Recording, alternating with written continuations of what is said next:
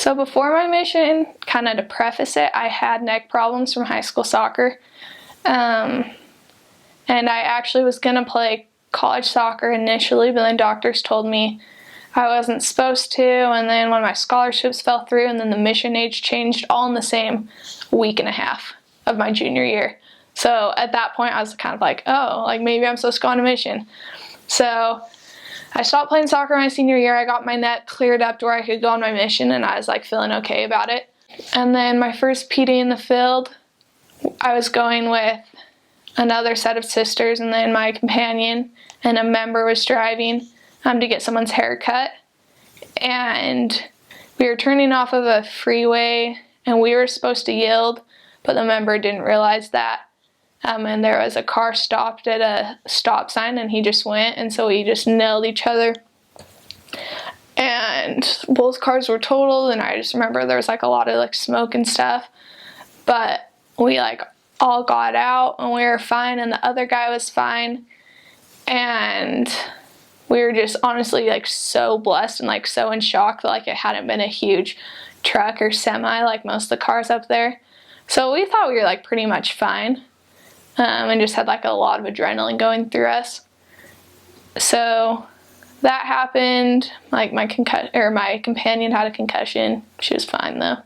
And then it probably took me about a month to realize that that car accident had really like had a big impact on my neck, because it had already hurt, so I didn't think much of it.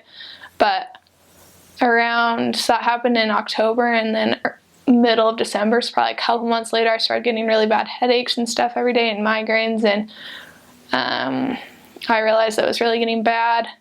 So I tried to get into a doctor up in North Dakota, and they didn't have anyone I could get into for like a month, so I just got on like that waiting list. And then I ended up, my mission president wanted me closer to them, so I got transferred down by Rapid where they were. And I ended up having to go get a bunch of MRIs and drive in there a fair amount. And it was honestly like really hard.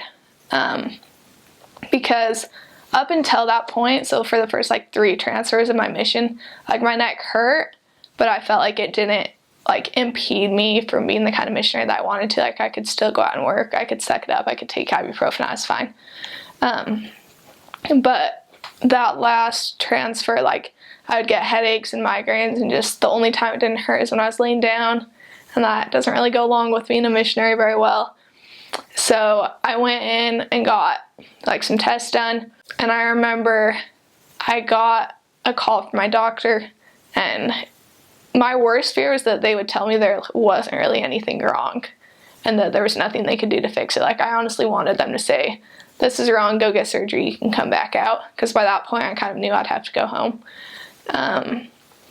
But the doctor called me, and she basically like confirmed like what my fear was. She was like, we can tell that there's like something wrong, but the MRI doesn't show it in the structure. So we recommend physical therapy 3 times a week and the chiropractor twice a week for 12 weeks and then come back in. And the problem in the mission field is there's a limit of how many times, I think it was like 6 times or 5 to the physical therapist, and like 3 times to the chiropractor, and that's like all you're allotted on your whole mission. And if you have to go more than that, they basically tell you to go home and figure it out. So I just remember sitting down with my mission president and his wife, and they said, okay, we're gonna use up these times, and you're gonna do everything you know how, and we're gonna do everything we know how, and if you're supposed to still be out here at the end of these like few weeks, then like the Lord will like help you, and you are. And if not, like you'll go home and try to get it better. So those 2 weeks ended, and my neck was still like giving me fits. And so I just remember calling my mission president, and they said that they asked me how I felt, and I said I felt like I needed to go home because I couldn't be the kind of missionary that I wanted to be. And they said they felt good about that. So I called my parents, and they were great and so supportive. So I waited 2 more weeks, because that's when my companion was going home, and that's when the transfer was ending.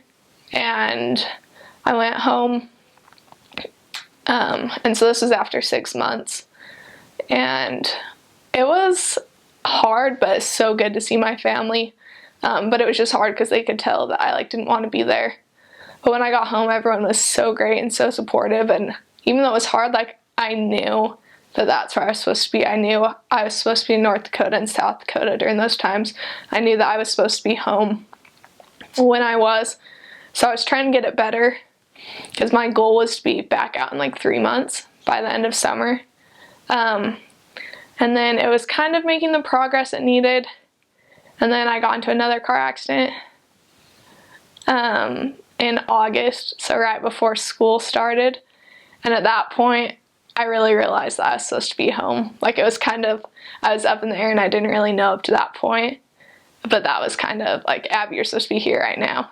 And so now I'm at school and it's great. Like it's still hard, but like I know I'm supposed to be here right now and I know I'm supposed to be there. And so it's, God has a plan and timing for everyone that like doesn't make sense in the moment, but looking back, like you understand it a lot better. So like just, I think it's just being so honest with God, and knowing that I had given it everything while I was out there made it a lot easier, because I knew it wasn't because I was being a bad missionary and not because I wasn't making a difference. But I just remember like getting on my knees and like telling God everything and being like, this is what I'm thinking. I think I might have to go home to get this better. Like, please just let me know. And I kind of had to make a decision on my own and then see if He stopped me.